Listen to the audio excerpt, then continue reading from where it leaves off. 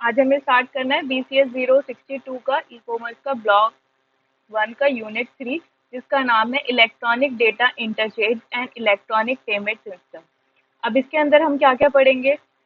EDI क्या होता है, architecture of EDI, EDI technology and standards, benefits and application of EDI, electronic payment system. ठीक है, EDI का मतलब होता है इलेक्ट्रॉनिक डेटा इंटरचेंज। ठीक है, डेटा के अंदर आप सर्विसेज भी काउंट कर सकते हो, जैसे हम पेमेंट करते हैं या फिर हम क्या करते हैं, किसी से कुछ परचेज करते हैं, जैसे लोन हो गया, डिवेंचर हो गया। ठीक है, आजकल स्टॉक्स में हम पैसा भी क्या है ऑनलाइन लगा देते हैं, तो वो सारी चीजें हमारी किस में आएगी, ईडीआई में।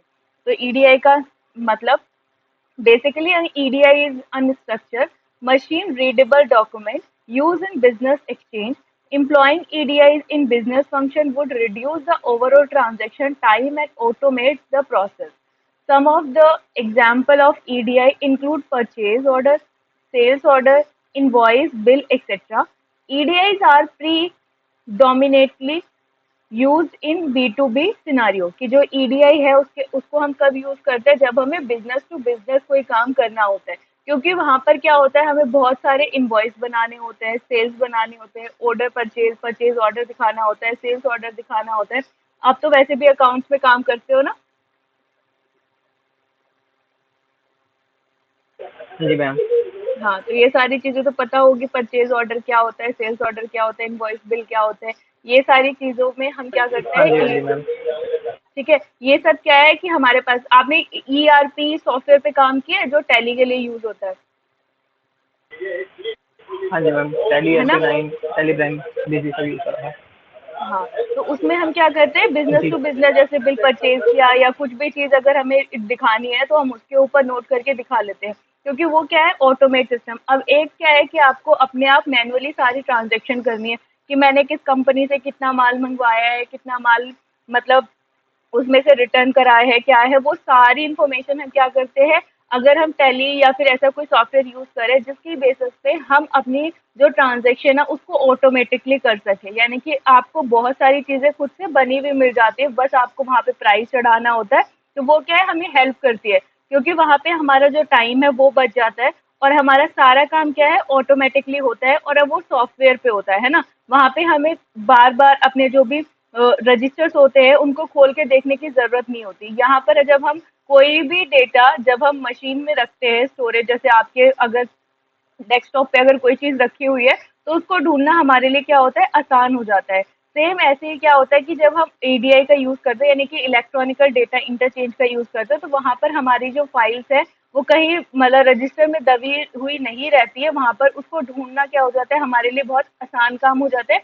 इजिली हम उसको ढूंढ पाते हैं। ठीक है, और भी बाकी सारी चीजें हम कर पाते हैं, कि उस डेटा में से अगर कुछ फैच करना है तो वो भी कर सकते हैं, इजीली एडिट भी हो जाता है। ठीक है, और बहुत सारी चीजें हम वहाँ पर शो कर सकते हैं। ठीक है, कि कहाँ से लिया है, क्या दिया है, क्या चीज, सब कुछ हम वहाँ से डिफाइन कर सकते हैं। अगर उसका प्रिंट निकालना है वो भी निकाल सकते हैं, फॉर फ्यूचर यूज अगर आपको रखना है, किसी को देना है तो वो भी आप दे सकते हो। तो यहाँ पर हमारा काम जो है, मशीन रीडेबल डॉक्यूमेंट की हेल्प से हम बिजनेस के अंदर एक्सचेंज करते हैं, यानी कि ट्रेड करते हैं एक दूसरे को, अपनी जो भी इंफॉर्मेशन है, चाहे वो आपका परचेज से रिलेटेड हो, सेल से रिलेटेड हो, बिल से रिलेटेड हो, या फिर इनवॉइसेस हो, तो वो आपस में एक दूसरे को हम क्या कर सकते हैं, शेयर कर सकते हैं। ठीक है, उसके बाद में है प्रोसेस ऑफ ईडीआई, कि जब आपको जब ये सारी चीजें करनी है तो ये कैसे हम करें।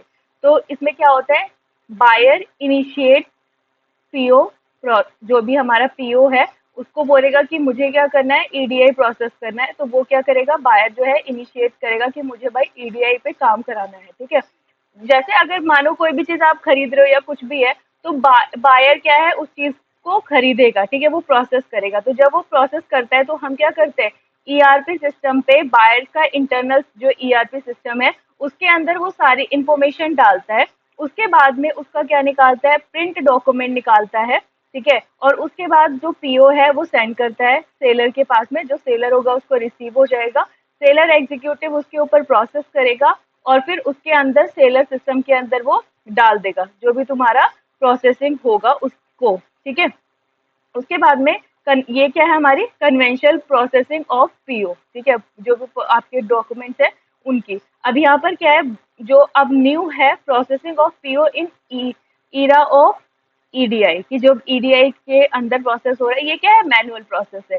अब यहाँ पे क्या है, जो बायर है वो इनिशिएट करेगा। अब यहाँ पर क्या है, एक ऐसा ईआरपी सिस्टम बना दिया गया है जिसके अंदर जो बायर है वो मतलब अपने पास में इंटरनल एंटिटी एंट्री करेगा, लेकिन वो डॉक्यूमेंट वो क्या करेगा, सेलर के साथ में शेयर कर देगा, जिसकी बिहाफ पे सेलर भी उसको देख सकता है और रिसीवर भी अगर उसके अंदर कुछ चेंजेस करने होंगे तो वो कर सकता है। अगर आपने नाम सुना हो, जैसे गूगल शीट होती है, एक होता है एक्सेल पे काम करना, एक होता है गूगल शीट पे काम करना। तो हम क्या करते हैं, हाँ जी मैम, अपने, गूगल शीट। हाँ, अपनी गूगल शीट को जो भी उसका दूसरा यूजर है उसके साथ में शेयर कर देते हैं। आप सिर्फ ये भी उस पर लिख सकते हो कि वो सिर्फ रीड कर सकता है या फिर वो उसको एडिट भी कर सकता है। ठीक है, तो जब वो चीज़ करेगा तो वहाँ पे हम क्या करेंगे कि जो भी इंफॉर्मेशन रहेगी तो उसके बेसिस पे दोनों के पास में वो चीज़ शेयर होगी। अब जब आपको अपडेट करना है तो आप भी कर सकते हो, उसको अपडेट करना है तो वो भी कर सकता है। सेम ऐसे ही ईआरपी सिस्टम के अंदर जो उसके एडवांस फीचर्स आए हैं उसकी वजह से हम यहाँ पर क्या कर सकते हैं, जो भी हमारी डील हुई है उसके बेसिस पे हम बायर के इंटरनल सिस्टम पे, ईआरपी सिस्टम पे वो चीज़ लिखा, अब उसको हम क्या करेंगे, सेलर के साथ में शेयर कर देंगे। ठीक है, ताकि वो अपनी इंफॉर्मेशन को उसके अंदर फिल कर सके। फिर सेलर क्या करेगा, अपनी जो भी ईआरपी सिस्टम के अंदर उसने फिल किया इंफॉर्मेशन को, तो वो क्या है, बायर के साथ में भेज देगा। मतलब ये दोनों ट्रांजेक्शन जो है वो आपस में एक दूसरे को दिखती रहेंगी। ठीक है, तो ये हमारा प्रोसेस ऑफ ईडीआई। ईडीआई कुछ इस तरीके से काम करता है। अब इसमें कुछ कैरेक्टर स्केच है कि क्या इसकी क्या कैरेक्टर स्केच है, क्या विशेषता है। तो providing structure and standardise format for business transaction such as purchase order, sales order और बिल। यहाँ पर क्या है, आपको एक स्ट्रक्चर बना हुआ मिलता है जो स्टैंडर्डाइज फॉर्मेट में होता है बिजनेस ट्रांजैक्शन के लिए, जैसे परचेज ऑर्डर हो गया, सेल्स ऑर्डर हो गया, बिल्स हो गया। जैसे आप ईआरपी पे काम करते हो सेम वैसे ही, बस ईआरपी का ही आप सोच सकते हो कि ये उसका एडवांस वर्जन है। ठीक है, provide electronical exchange of data automatically, कि आप क्या कर सकते हो, यहाँ पर डेटा जो भी आप चेंज करोगे ना, जैसे हम गूगल शीट के अंदर कोई चेंज करते हैं तो वहां पर हमें उसको सेव करने की जरूरत नहीं होती, उसमें डेटा जो होता है वो अपने आप ही क्या हो जाता है, सेव हो जाता है। ऐसे ही है यहाँ पर भी, जब भी आप कोई चीज उसके अंदर चेंज करोगे तो वो क्या होगी, अपने आप ही चेंज हो जाएगी और मतलब ऑटोमेटिक रहेगा उसके अंदर। मतलब आपको बार बार उसको सेव करने की और इस तरीके से करने की कोई ज़रूरत नहीं होगी। उसके अंदर जो डेटा आप एक्सचेंज करोगे वो ऑटोमेटिकली क्या होगा, चेंज हो जाएगा। अगर आप चेंज करें अपने हिसाब से तो वो उस साइड पे भी, यूज़र के एंड पे जो सेलर होगा उसके एंड पे भी अपने आप ऑटोमेटिकली चेंज हो जाएगा। Automated most of the business transaction and, की मतलब यहाँ पर देखो क्या है, ये क्या कह रहे हैं कि कुछ ऐसे जो बिजनेस है जो सिर्फ क्या कर रहे थे, ईडीआई को, मतलब ईडीआई के बीच जो इंटरमीडिएटर का काम कर रहे थे, उनका बिजनेस जो है वो यहाँ पर क्या हो जाएगा, खत्म हो रहा है। तो ईडी की वजह से, क्योंकि यहाँ पर क्या है, जैसे हम ये कह रहे हैं कि जो चैट जीपीटी आया है उसकी वजह से बहुत सारी जो सॉफ्टवेयर जॉब्स है वो खत्म हो जाएगी। पूरी तरह से तो नहीं हो पाएगी, क्योंकि जो एक लेवल पे पहुंच चुके हैं प्रोग्रामिंग में, तो उनको तो अभी तक चैट जीपीटी जो है वो बीट नहीं कर पाएगा, क्योंकि वो बहुत अच्छे से एरर रिजॉल्व नहीं कर पाता है। ठीक है, तो उसके बेसिस पे तो अभी हम ये नहीं कह सकते कि ऑटोमेटेड जो अभी चैट जीपीटी वगैरह ये आए हैं तो ये क्या है, पूरी तरीके से हमारी जो एआई है वो पूरी तरीके से हमारी जो सॉफ्टवेयर इंडस्ट्री है उसको खत्म कर देगी। अभी तो नहीं कर पाएगी, एट द एंड हम कुछ नहीं कह सकते कि क्या होने वाला है इन फ्यूचर। तो यहाँ पर क्या है, ऐसे यहाँ पर जो ईडीआई है ये क्या है, ऑटोमेटेड सिस्टम है, तो जिसके अंदर बाकी सारी चीजें क्या है, अपने आप होती रहती है। तो हमें इसमें बीच में किसी पर्सन को बिठाने की जरूरत नहीं है, जो क्या है, दोनों के डेटा को एक्सचेंज करे या फिर इंफॉर्मेशन को बीच में चेंज करके बताते रहे। तो वो वाली उसकी वजह से क्या हो गया, यहाँ पर बहुत सारे जो बिजनेस ट्रांजेक्शन है वो क्या हो जाते हैं, अपने आप हो जाते हैं, और बाकी जो इसमें मीडिएटर वगैरह है उनकी जॉब को खतरा होता है। ठीक है, drastic reduction of manual error in overall transaction and business process. यहाँ पर क्या है, बहुत ही मतलब बहुत ही मैनुअल एरर जो है वो बहुत कम हो जाते हैं, क्योंकि यहाँ पर जो है हम क्या है, खुद से अपनी ट्रांजैक्शन को करते हैं तो कई बार कैलकुलेशन मिस्टेक हो जाती है, हम दो को तीन, तीन को चार, इस तरीके से कई बार हमारी माइंड में आ जाता है। लेकिन यहाँ पर जो टोटलिंग एरर है या फिर कुछ और इस तरीके से जो प्रोसेस करना है कि किस एंट्री को कहाँ पर रखना है, तो उसका जो स्ट्रक्चर बना होता है उसके बेसिस पे सिर्फ आपको एंट्री करनी होती है। तो वो जो एरर के होने के चांसेस है वो यहाँ पर क्या हो जाते हैं, बहुत ही ज़्यादा कम हो जाते हैं। तो ये हमारा क्या है, कैरेक्टरिस्टिक्स ऑफ ईडीआई। अब इसका कुछ आर्किटेक्चर होता है कि ये कैसे बना हुआ है। EDI layer architecture essentially consist of 4 main layer. इसके अंदर 4 मेन लेयर होती है। सबसे पहली आपकी एप्लीकेशन लेयर है। The main responsibility of these application is to convert the internal document of company in electronical format to standard format support by EDI system. यहाँ पर क्या है, एक ऐसा एप्लीकेशन लेयर पे ये क्या करते हैं कि जो हमारी कंपनी के जो इंटरनल डॉक्यूमेंट्स है उनको क्या करते हैं, इलेक्ट्रॉनिकल फॉर्मेट में कन्वर्ट करते हैं। जैसे कि आपका जो भी आपने कुछ भी लिखा है, ठीक है, जैसे हम क्या करते हैं, आपने कभी गूगल लेंस के बारे में सुना होगा, सुना है? यस, हाँ जी मैम। है ना। वहाँ पे क्या होता है, अगर आप कोई इमेज लेकर जाओ, मतलब उस इमेज के ऊपर कुछ लिखा हुआ है, तो आप उससे क्या कर सकते हो, उसको इलेक्ट्रॉनिकल डेटा में चेंज कर सकते हो। वो अपने आप ही क्या हो जाता है, मतलब उसमें जो भी लिखी हुई है स्पेलिंग्स वगैरह, उसको एक तरीके से, मतलब वो आप पिक्चर क्लिक करोगे और उस पिक्चर को वो क्या कर देता है, बिल्कुल इलेक्ट्रिकली चेंज कर देता है। मतलब उसको आप कहीं पे भी कॉपी पेस्ट करके लिख सकते हो। तो सेम ऐसे ही यहाँ पर भी क्या होता है कि जो भी आपके डॉक्यूमेंट्स है, इंटरनल डॉक्यूमेंट जो कंपनी ने बनाए हैं किसी भी चीज़ से रिलेटेड, तो उसको क्या करेगा, अगर कंपनी चाहती है तो स्टैंडर्ड फॉर्मेट में लेकर जाएगा जो ईडीआई जो है सपोर्ट करे, ठीक है, कि कहाँ पर क्या चीज़ लिखनी है, उस हिसाब से उस फॉर्मेट को तैयार करेगा। वो हमारा कहाँ होता है, एप्लीकेशन लेयर में। फिर उसके बाद में हमारी format layer, this layer process to document in EDI format, कि यहाँ पर हमारा क्या है, जो ईडीआई फॉर्मेट बना है एप्लीकेशन लेयर में उसको बनाया जाएगा। ये जो फॉर्मेट लेयर है वो उसको क्या करेगी, ईडीआई फॉर्मेट में प्रिपेयर करेगी, उसके अंदर प्रोसेस करेगी कि कुछ चेंजेस हो सकते हैं क्या है इस डॉक्यूमेंट में, वो सारी चीजें हमारी ईडीआई फॉर्मेट करेगी। उसके बाद है data transport layer. Data transport layer क्या करती है, हमारे डेटा को एक जगह से दूसरी जगह पे ट्रांसफर करती है ऑटोमेटिकली, ठीक है। This layer is responsible for automatically transferring the EDI through email is a popular format of data exchange. There are other transportation mechanisms such as FTP, HTTP, HTTPS and X.435 etcetera, ठीक है। यहाँ पर क्या है, transport layer जो क्या करती है, हमारी कोई भी इंफॉर्मेशन जो आप इलेक्ट्रॉनिकली शेयर करना चाहते हो ईडीआई फॉर्मेट में, तो उसको क्या करती है, एक जगह से दूसरी जगह पे शेयर करती है।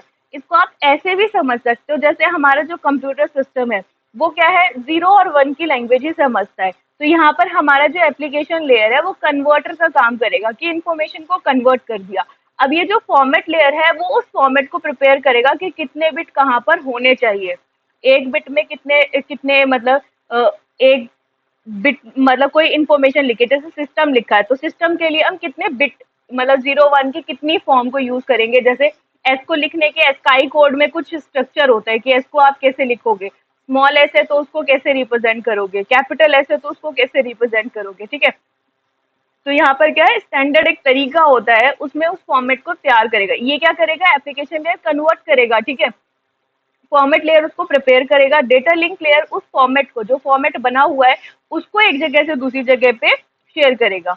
डेटा कनेक्शन लेयर क्या करती है, the data this layer consist of enterprise network infrastructure which is use to transport data, कि यहाँ पर जो ट्रांसपोर्ट हम डेटा करेंगे, ठीक है, वो कनेक्शन प्रोवाइड करेगी कि किसी, जैसे नेटवर्क जो हमारा इंटरनेट है वो क्या है, एक तरीके का कनेक्शन है जिसकी हेल्प से हम एक जगह से दूसरी जगह पे डेटा भेज सकते हैं, ठीक है। डेटा ट्रांसपोर्ट लेयर उसको एक तरीके से रूट प्रोवाइड करेगी, ठीक है, कि भाई कैसे लेकर जाना है, ठीक है। और कनेक्शन लेयर क्या करेगी, उसको कनेक्शन प्रोवाइड करेगी कि हमें जो भी डेटा है वो किस तरीके से भेजना है, ठीक है, जैसे हमारा इंटरनेट है उसकी हेल्प से भेजना है, कैसे भेजना है, ठीक है। ईडीआई के अंदर 4 लेयर्स होती है, application layer, format layer, data transport layer और डेटा कनेक्शन लेयर।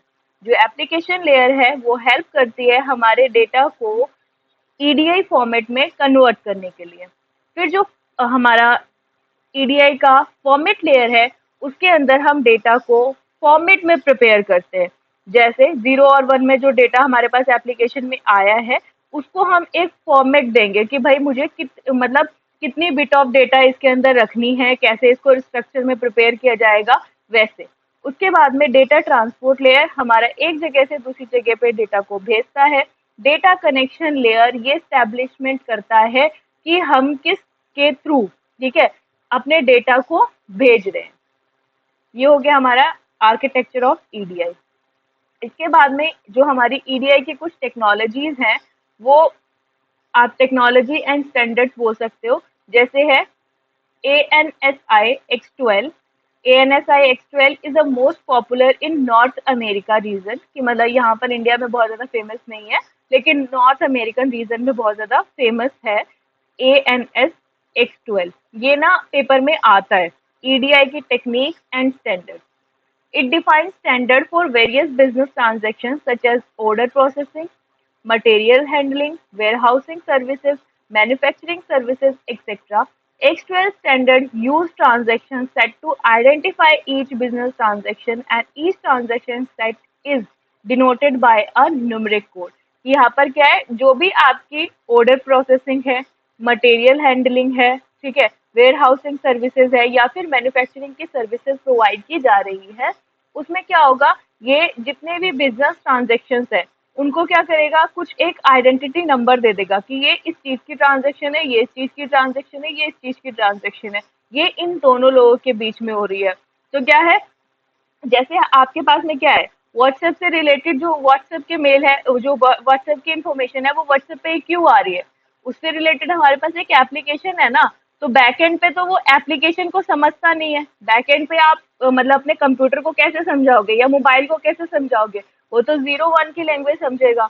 तो ऐसे ही क्या है, यहाँ पर जो हमारे कुछ स्टैंडर्ड्स है ईडीआई टेक्नोलॉजी में यूज किए जाते हैं, ठीक है, जिसमें हमने क्या किया, उनको समझाने के लिए कि ये किस तरीके का डेटा है, ये कहाँ जाना चाहिए, कैसे इसके ऊपर प्रोसेसिंग होगी, तो उसके लिए एक स्टैंडर्ड बना दिया गया है, ठीक है। जैसे हमारे पास में क्या है कि कंप्यूटर के अंदर लिखने के भी ना बहुत सारे तरीके हैं, जैसे यूनिकोड है, स्काई कोड है, ठीक है, और भी बाइनरी कोड है, ठीक है। तो ये सारे कुछ कोड्स हैं जिसके बेसिस पे हम और एक्सेस 3 कोड है, ग्रे कोड है, बहुत सारे ऐसे कोड्स हैं जिनके बेसिस पे हम किसी भी कंप्यूटर को समझा पाते हैं कि हम क्या लिखना चाहते हैं, ठीक है। अब ऐसे ही यहाँ पर भी ईडीआई टेक्नोलॉजी के भी कुछ स्टैंडर्ड है, क्योंकि यहाँ पर भी हम क्या करें, अपना डेटा जो है कंप्यूटर सिस्टम के थ्रू ही तो भेज रहे हैं ना। तो यहाँ पर यहाँ सबको समझाने के लिए कुछ एक स्टैंडर्ड बनाए गए हैं, जिसमें से सबसे पहला नाम हमने जाना ANSI X12, जो बहुत ज़्यादा नॉर्थन अमेरिका में फेमस है, जो हमारे order processing, material handling, warehousing services, manufacturing services में यूज किया जाता है। और हर ट्रांजेक्शन को हम एक यूनिक कोड के थ्रू आइडेंटिफाई कर पाते हैं, ठीक है। जैसे स्कूल में, कॉलेजेस में हमें एक रोल नंबर मिलता है ना, ताकि हम एक यूनिक दिख सके कि भाई दूसरों की आइडेंटिटी और हमारी आइडेंटिटी में अगर कुछ पहचानना है तो हमारा रोल नंबर सबसे ज्यादा यूनिक है। दो लोगों के नेम सेम हो सकते हैं बट रोल नंबर कभी भी सेम नहीं होगा अगर आप सेम कॉलेज में पढ़ रहे हो तो। उसके बाद में ED fact. ED fact is an EDI standard format developed under United Nations. Hence, ED fact is also denoted as Uni Added Fact.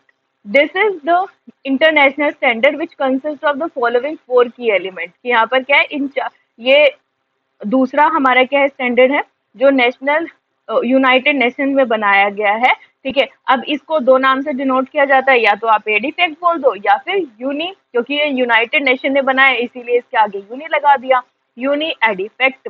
अब इसके अंदर 4 चीजें आती हैं, जैसे है syntax which define the message structure. कुछ एक सिंटेक्स होंगे इसके अंदर कि हम किसी एक मैसेज स्ट्रक्चर को किस तरीके से डिफाइन करें।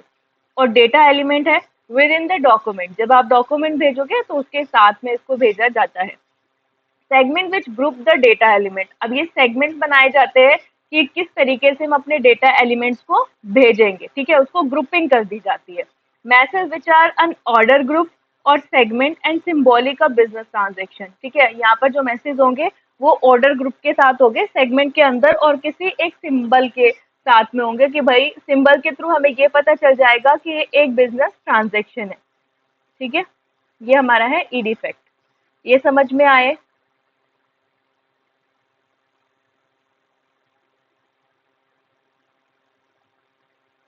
हाँ मैम, ये आ गया, बट मैम एक बार प्लीज बता देंगे। देखो, ANSI X12 क्या है, एक most popular north American region में यूज होने वाला स्टैंडर्ड है जिसके बेसिस पे हम जो हमारी ट्रांजेक्शन्स है उनको नंबर्स में डिनोट करते हैं। देखो यहाँ पर हमने की मतलब कुछ ऐसा नंबरिक कोड यूज नहीं किया, लेकिन यहाँ पर जो एएनएसआई कोड है उसके अंदर हम क्या करते हैं, न्यूमेरिक कोड में डिनोट कर देते हैं कि ये वाली ट्रांजेक्शन किस बिजनेस की ट्रांजेक्शन है। जैसे आपके बिजनेस अलग अलग तरीके के हो सकते हैं, जैसे मटेरियल हैंडलिंग। मटेरियल हैंडलिंग क्या होता है? जो मटेरियल को हैंडल करता है। मटेरियल किसी भी तरीके का हो सकता है, जैसे आपका अगर हम अपने लैंग्वेज में बात करें तो वो जो क्या बोलते हैं उसको, जहाँ पे हमारी ईंट सीमेंट और ये सारी चीजें मिलती हैं उसको भी मटेरियल बोलते हैं।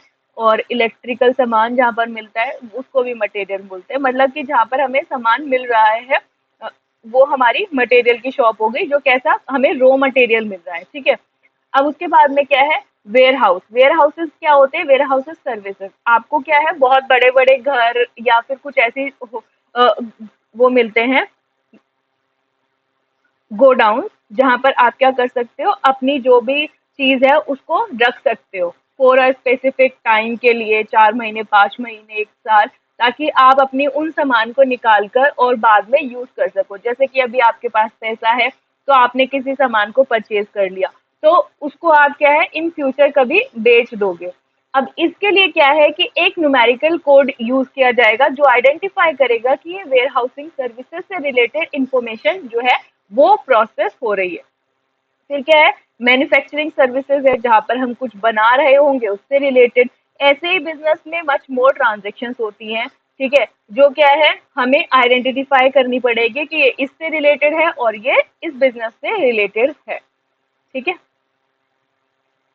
अब आया? Yes ma'am. ठीक है। उसके बाद में कुछ बेनिफिट्स हैं ईडीआई के, जैसे ये क्या कर देता है, मिनिमाइज द मैनुअल वर्क। अब यहाँ पर देखो, आपको जब अगर आप ईआरपी सिस्टम जो हमारा टेली वाला है, अगर आपने उसमें काम किया होगा तो आपका जो काम है उसको वो क्या कर देता है, मतलब हमें काम करना पड़ता है, बट जब हम कॉपी पेंसिल लेकर स्कूल में जनरल एंट्रीज बनाते थे तो वो हमारे लिए कितना डिफिकल्ट होता था। वहां पर हम प्रॉपर एक पेज लेकर फिर उसके ऊपर लाइनें खींचते थे, उसके बाद में हम जनरल एंट्रीज लिखते थे, तो वो हमारे लिए एक थोड़ा सा टीडियस टास्क होता था। उस टाइम तो हमें मजा आता था, लेकिन आफ्टर सम टाइम हम उससे बोर हो गए क्योंकि हमें बहुत ज्यादा ज्यादा जनरल एंट्री करनी पड़ी। अब वो तो क्या थी कि छोटी सी एक क्वेश्चन में आती थी तो 10-12 जनरल एंट्रीज होती थी, लेकिन बिजनेस में आप देखोगे थाउजेंड्स ऑफ ट्रांजेक्शन एक दिन में होती है, कई बार 500, 1000, 2000 भी हो जाती है अगर पीक टाइम होता है तो उस टाइम पे क्या होता है कि हम एक एक करके मैनुअली अगर एंट्री लिखेंगे तो उसी में हमारा बहुत सारा टाइम निकल जाएगा। तो वो वाला टाइम क्या कर देती है कि हमारा रिड्यूस कर देते हैं, क्योंकि हमें वहां पर क्या लिखना है कि ये वाली ट्रांजेक्शन हमारी हुई है, उसका नेम लिख दो, उसके पैसे वगैरह लिख दो और उसके बाद में उसको किस ग्रुप में रखना है उस ग्रुप को डिफाइन कर दो, तो हमारी जो ट्रांजेक्शन है वो कम्प्लीटली उसके ऊपर चढ़ जाती है। तो हमारा जो टाइम है वो बहुत ज्यादा इसकी वजह से बच जाता है। And redundancy in exchanging of business document. Redundancy का मतलब है कि कई बार क्या है, हम बहुत सारी ट्रांजेक्शन को रिपीट कर देते हैं। अगर मैनुअली हमें ट्रांजेक्शन करनी होती है तो एक ही ट्रांजेक्शन, अब हम मतलब अगर मानो एक दिन में आप 1000 लोगों से मिल रहे हो जो क्या है आज से पहले कभी नहीं मिले हो, तो अगर एक इंसान को लगा कि मेरी ट्रांजेक्शन शायद इसने लिखी नहीं है, क्योंकि वो भी भूल सकता है या आप भी भूल सकते हो या किसी दूसरे पर्सन ने आपको दे दी, ठीक है, तो उसकी वजह से क्या हो सकता है, एक ही एंट्री को आपने 2 बार रिपीट कर दिया। लेकिन टैली के अंदर ऐसा नहीं होता। अगर आपकी रिडंडेंसी हो रही है तो वो आपको बता देगा कि भाई यहाँ पे ट्रांजेक्शन ऑलरेडी हो चुकी है तो इसको मत करो। एक बार तो आपको कुछ ना कुछ बताएगा ही कि ये डुप्लीकेट है क्या है, ठीक है। तो यहाँ पर हमारी पहली बात तो क्या होगा, मैनुअल वर्क मिनिमाइज हो जाएगा। दूसरी चीज जो रिडंडेंसी होगी डॉक्यूमेंट एक्सचेंज करने में, कुछ डॉक्यूमेंट बार बार आ रहे होंगे तो उसके अंदर हमें क्या बोलेगा, कुछ ना कुछ इन्फॉर्मेशन देगा। जैसे कभी आपने कोई डॉक्यूमेंट बार बार क्या है फोन पे डाउनलोड करने की कोशिश किया, अगर आप कभी म्यूजिक सुनने का शौक होगा तो कोई गाना अगर आपने डाउनलोड किया और आपको लग रहा है कि वो नहीं हो रहा, तो अगर आप दोबारा से उसके ऊपर क्लिक करते हो डाउनलोड पे तो वो आपको एक इन्फॉर्मेशन देता है कि ये दोबारा से डाउनलोड करना है क्या। आती है ना एक स्क्रीन पे पॉपअप, यस मैम, हाँ है ना, डाउनलोड से आती है। हर डाउनलोड पे आते हैं। तो यहाँ पर क्या है, ये हमारी रिडंडेंसी को बताता है कि आप अगर कोई चीज दोबारा से करना चाहते हो, कई बार होता है कि हाँ हम करना चाहते हैं दोबारा से, सेम नेम था तो ठीक है हम उसको एक्सेप्ट कर लेते हैं, लेकिन कई बार एक ही चीज को अगर आप 10 बार कर रहे हो तो वो इन्फॉर्मेशन हमें थोड़ी सी हेल्प कर देते हैं कि हमें वो काम जो है आप रोक देना चाहिए, बहुत ज्यादा हो गई है फाइल उसी से रिलेटेड। ठीक है। Automated the business exchange transaction की हर चीज में ऑटोमेटेड मतलब ऑटोमेटिकली अगर कुछ हो रहा है तो वो अपने आप ठीक भी कर लेता है अपने एंड पे। Optimise the lead time for inventory की यहाँ पर क्या है, आपका टाइम जो है वो बहुत ज्यादा कम कर मतलब बहुत ज्यादा कम कर देता है, जिसकी वजह से आप क्या कर मतलब आपका जो टाइम पीरियड है वो ऑप्टिमाइज हो रहा है यहाँ पर, क्योंकि हमारा जो मैनुअल वर्क हो गया है वो बहुत ज्यादा कम हो गया है, क्योंकि आपको मैनुअली सब कुछ नोट करने की जरूरत नहीं है, वहाँ पर लाइन खींचो ये सब बनाओ, तो ये सब करने की कोई जरूरत नहीं पड़ेगी, जिसकी वजह से आपका जो टाइम है वो ऑप्टिमाइज हो रहा है, ताकि आप क्या कर सको, दूसरी इन्वेंट्री या फिर जो दूसरी ट्रांजेक्शन है उनके बारे में इंफॉर्मेशन आप जो है वो लिख सको। ठीक है। Contribute directly to increase sales and revenue due to increase corporation. यहाँ पर क्या है, देखो जब आपको मतलब कम टाइम में आपका काम हो जाएगा तो आप क्या करोगे, दूसरे पर्सन की भी हेल्प करोगे, तो यहाँ पर क्या है, सेल्स को इंक्रीज कर पाओगे, क्योंकि अब आप क्या है, अगर आप एक टाइम पर 10 लोगों की ट्रांजेक्शन लिख पा रहे थे तो अब आप उसी टाइम में हो सकता है कि 100 लोगों की ट्रांजेक्शन भी ऐड कर दो, तो जिसकी वजह से आपकी जो सेल्स है वो क्या होगी, इंक्रीज हो जाएगी। जैसे अगर आप देखो कि पहले अगर हम किराना की शॉप पे जाते थे, मतलब जो छोटी वाली दुकानें होती थी, वहां पर आज भी जाओगे तो वहां पे क्या होगा, हमारा जो टाइम है वो मतलब हम सामान खरीदेंगे, फिर हम पैसे देंगे, फिर वो कैलकुलेशन करेंगे, पर्ची बनाएंगे एंड देन हमें देंगे। ठीक है। लेकिन अगर यही काम अगर कभी आप मॉल में जाओगे तो एक ही टाइम पर मल्टीपल लोगों की पर्ची कट जाती है ना, बहुत सारे लोग एक ही साथ में सामान लेके बाहर चले जाते हैं, तो उसकी वजह से हमारी सेल इंक्रीज हुई, क्योंकि हमने क्या किया, वहां पर अपना स्टाफ भी बढ़ाया और बहुत सारी चीजें ऑटोमेटिक कर दी, क्योंकि वहां पे हमारा बिल जो है वो हम अपने आप से एक एक करके नहीं बनाते हैं, बहुत सारी चीजें उसके अंदर पहले से लिखी हुई होती हैं, तो उनको सिर्फ कॉपी पेस्ट करके आपको अपना पैसा चढ़ाना है और उसके बाद में उसको पर्ची बना के दे देनी है, वो सारा डॉक्यूमेंट में भी चले जाता है, आपको दोबारा दोबारा एंट्री करने की जरूरत नहीं है और आपको वो चीज मिल भी जाती है, तो यहाँ से आपका जो टाइम है वो बच जाता है और आपकी सेल्स जो है बढ़ जाती है, सेल्स बढ़ेगी तो रेवेन्यू अपने आप ही इंक्रीज हो जाएगा। ठीक है। Reduce time in all business transaction such as PO generation, यहाँ पर क्या है कि आपका जो टाइम है वो बहुत सारा बच जाता है। पीओ जनरेशन,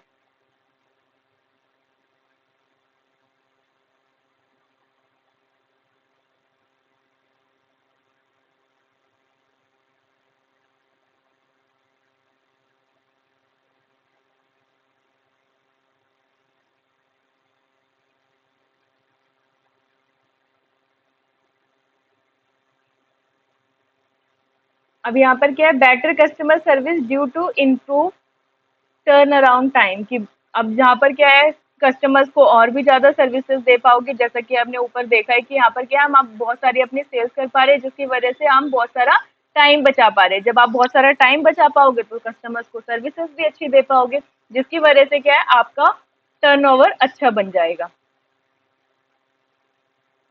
अब यहाँ पर कुछ इसकी एप्लीकेशन है कि ये कहाँ कहाँ पर यूज किया जाता है। तो EDI used by educational institute to exchange student information, जैसे कि हम क्या करते हैं, आजकल आपने डिजी लॉकर सुना होगा,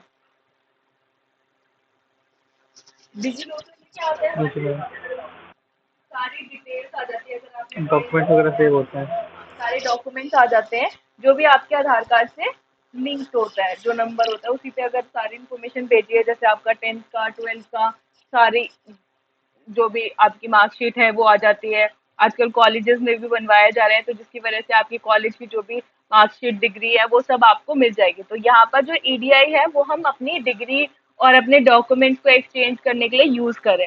फिर उसके बाद में है HIP, health insurance probability and accountability act, standard in health care queries EDI, यहाँ पर क्या है, जब अगर आपको कोई भी ऐसी इंफॉर्मेशन जैसे अगर शेयर करनी है, जैसे कि अगर आपने ब्लड टेस्ट के लिए कुछ दिया, मतलब अपना ब्लड देने के लिए गए थे, तो अब उसके बाद में आपके पास में टाइम नहीं मिल पा रहा है, तो आप क्या कर सकते हो, अपनी ब्लड टेस्ट रिपोर्ट जो है वो ऑनलाइन मंगा सकते हो, है ना, और भी बहुत सारी चीजें क्या है, ऑनलाइन आप अपने डॉक्टर के साथ में शेयर कर सकते हो, डॉक्टर आपको क्या करेगा, मतलब उससे रिलेटेड कुछ इंफॉर्मेशन लिख कर दे देगा कि आपको क्या दवाई लेनी चाहिए, नहीं लेनी चाहिए। ऐसे इंश्योरेंस पॉलिसी जब देखते हैं तो वहां पर भी हम इसका यूज कर सकते हैं।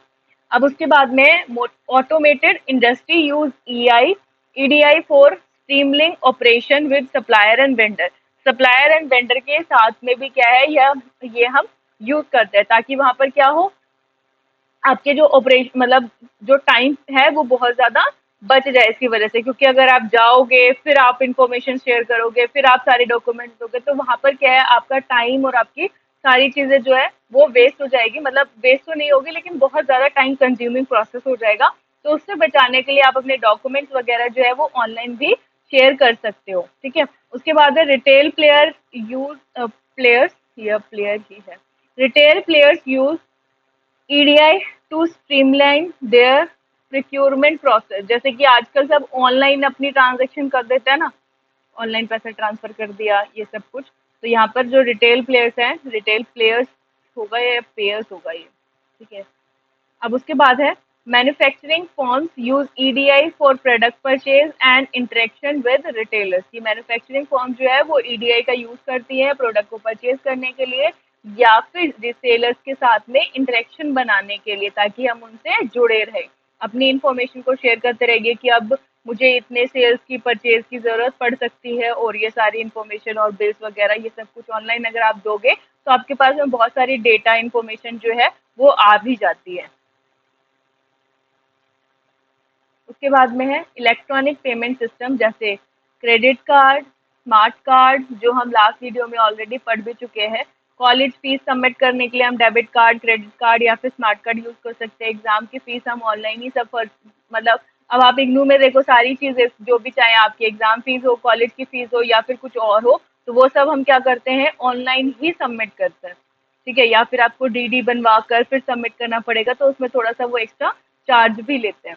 अब यहाँ पर क्या है, परचेज समथिंग ऑनलाइन, कि जब हम कुछ परचेज करते हैं ऑनलाइन तो भी हम क्या करते हैं यहाँ पर डेबिट कार्ड, क्रेडिट कार्ड से पेमेंट कर देते हैं। आजकल तो बहुत सारी क्या हो गई है, एप्लीकेशन आ गई है जिसकी बेसिस पे हम इसको पे कर सकते हैं। उसके बाद में E credit account, few companies like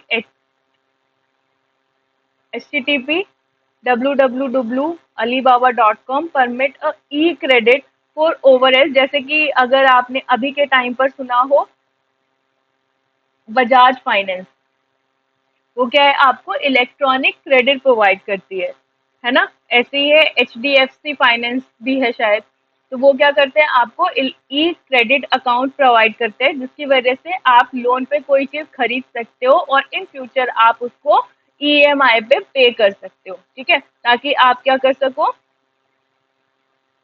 वो आपके काम को आसान करे और उनको आप थोड़ा सा पैसा दे रहे हो तो वो थोड़ा सा आपको हेल्प कर देते हैं। फिर ऐसे है ई मनी, जैसे कि बिटकॉइंस होते हैं, इलेक्ट्रॉनिक फंड ट्रांसफर होता है, is related to as e money. ठीक है, और इसमें आप आजकल तो वो भी लिख सकते हो, अगर आपके पास वॉलेट है तो वॉलेट में ही पैसा होता है तो वो इलेक्ट्रॉनिक मनी की तरह ही काउंट होता है। अब इसके बाद में हमारा यूनिट 4 जो हम नेक्स्ट क्लास में पढ़ेंगे। अभी आपको समझ में आया सब?